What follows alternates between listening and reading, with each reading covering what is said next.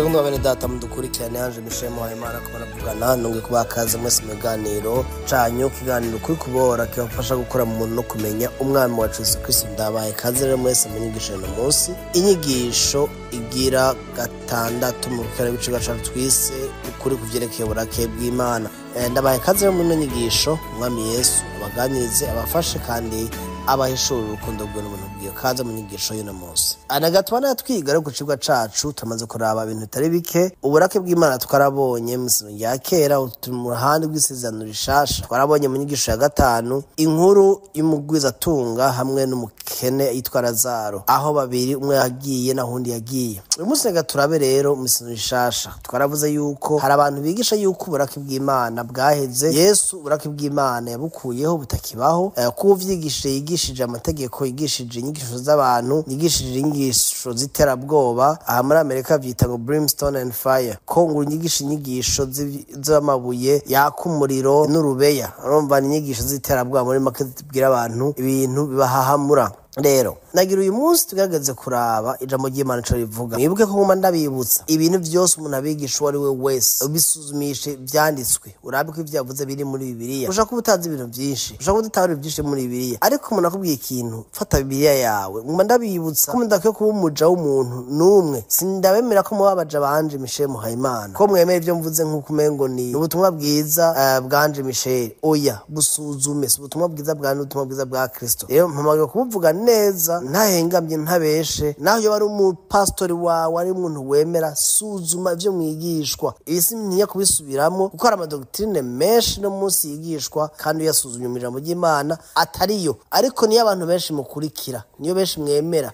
niyo mwita ko ari ukuri kuko ababwira ibyo mushaka kumva. Mumbabare se ko ndabatuka, ariko ndiko nagerageza kuvuga abantu benshi bashaka kubwirwa ivyo amatwi yabo bashaka kubabwira. Uvuze ivya Yesu ukumva babanga bumvuga Yesu gusa. Shaka kwibagira ahantu nariko ndigisha, hama umwe mu bapastori washagira commentaire muga ntihebwiye jewe directement, yabwiye umwe mu pastori umugenzi abantu ujya mu yarankira umusore cyo gese nebwa narongore ngujya ngo wanje ngo uyu wamuhaye ngo yigishe ngo misi yose ngo ashitama kuvuga ubuhakira uvuga ubutumwa kimbe none umaye ngo nigishe ubumuhamaye ngo nigishe iki. Sinuje kuvuga ubutumwa, manje kuvuga ivya Yesu. Nta kindi kintu kiba kituzanye atari kuvuga amakuru meze ya Yesu. Rero cyo ntahora yuko kudatahura ibintu bya Yesu mengo birabajya kandi nk'abivuga nk'uyu ari umuntu wize theology. None camwe theology babwiye theology nyabaki bakundwa bereda. Ijambo ry'Imana natweka yuko kwizera Yesu ariyo soko yonyene dukura ku burake bw'Imana. Mw'isezerano rya Kera no mw'isezerano Rishasha Yesu niwe wenyene dukura ku burake bw'Imana kuko yikoreye ivyaha, yahindutse icaha. Abikorintho ba 2:5-21 atubwira ngo umwe atigeze amenya icaha, Imana yamuhinduye icaha ku bwacu kugira ngo turi muri we duhinduke kugororoka kw'Imana. Apana abagororotsi gusa, ugororoka uwo yikoreye uburake bw'Imana, uwo Yesu. Imana irabumushirako aremera arabwikorera ku bwawe kugira ngo niwamwizera uburake bw'Imana bukuveko. Ako wanse kumwizera uburake bukugumako. Yohani 3:3 aravuga ngo uwizeye umwana arafise ubugingo budashira, ariko utumvira umwana mu kutizera umwana azobona ubugingo, ariko uburake bw'Imana buguma kuri we. Indi birivuga ngo ishavu ry'Imana riguma kuri we, la colère de Dieu, the wrath of God. Ishavu uburake bw'Imana buguma kuri we. Urumva yuko umuntu atarizera Kristo uburake bw'Imana arabugenda n'ikintu mucumve neza. Utarizera Kristo warapfuye, uri umunyabyaha, ukwiriye urubanza rwe bidashira. Ariko naho biruko hariho impano, hari ingabire, rokado, ingabire y'ubuzima irahari. Kristo yaramaze kuyitanga, avuga ati ngo wakire ku buntu, ingutore, come and receive,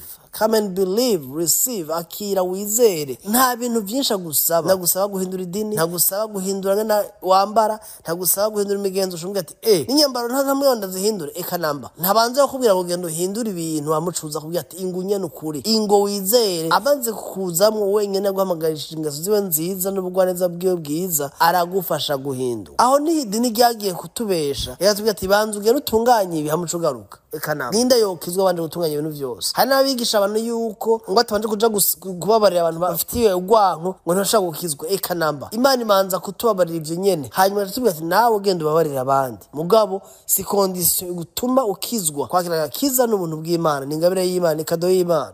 rero avuze ngo uwizera umwana w'Imana ahabwa ubugingo budashira, ariko utizera kondisiyo irahari, n'uburake bw'Imana. N'uburake ni ishavu ry'Imana rikugumako. Muri make abantu bose bagenda ku isi bataravuga ubwa kabiri, batarizera, yaba papa wawe, yaba mama wawe, yaba uwo muvukana, umuvukanyi wawe, umugabo wawe, umugore wawe, canke umufiance wawe. Nimba ukijijwe ukabikurondera umuntu adakijijwe, umenye ko uwo muntu agendana uburake bw'Imana, winjije burake mu nzu. Ibi ntidutinya kubivuga muri kino gihe, birateye ubwoba ko tubivuga, ko abantu baturondera ko ibintu badutuka, ariko nuko biri. Mwene data, uburake bw'Imana ngo muntu bumugumako, ariko ngo uwizere umwami wacu Yesu Kristo, uburake bw'Imana aba abutsinze waba umuvuyeko. Aya niyo majambo nibaza ko dukwiye gutahura, kuvuga cane, kubwira bene data ko ingabire y'ubugingo budashira isanzwe ihari, ko data yayitanze muri Kristo, ko umwizera wese atarubanza rumuriko ruba rumuvuyeko. Abaroma 2:5-6. Dusimbe mu Baroma mu kurangiza icigwa c'uno munsi,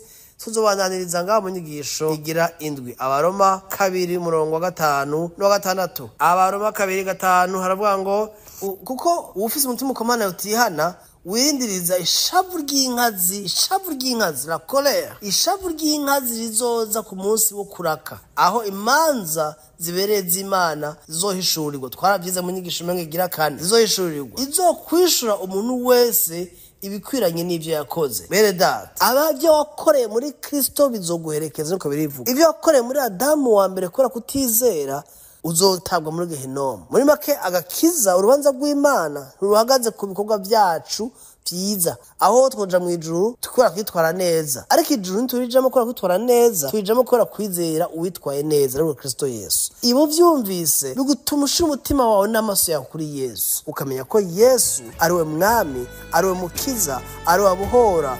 Iryo shavu ry'Imana rizoca ku bantu b'imburakimazi, b'intabarirwa b'abatizera rirahari, ariko kurihunga n'ikintu kimwe, Kristo. Ariko nturihunga kubera ubwoba, rihunga ko rutawe aho gukunda, adashaka kwizo ngorane zizokubaka imbere niwapfa, kumbure niwapfa canke Yesu ntiyagaruka, ko twamye ko azogaruka. Mwene data, novuga vyinshi, ariko bikurikiza bana mu nyigisho yindi. Ndazi ko amajambo aza kukuganiriza solution ni imwe gusa, ngo muri Yesu araguhamagara, aragutiza ibiganza, araguhamagara, ugire umunsi mwiza.